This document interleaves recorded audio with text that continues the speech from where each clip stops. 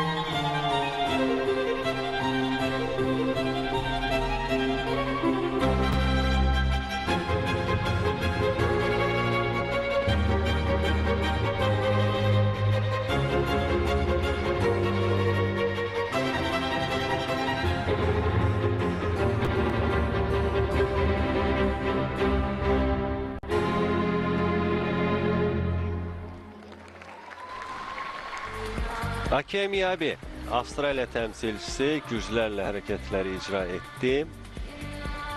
Bəli, özünə görə pis nəticə vermədi. Adətən bu musiqini eləyə bilməyəcək, bu onun son çıxışı idi. Bəlkə də əksinə hər şey ola bilər indi çıxışdan sonra. Miyabinin nəticəsini görürük.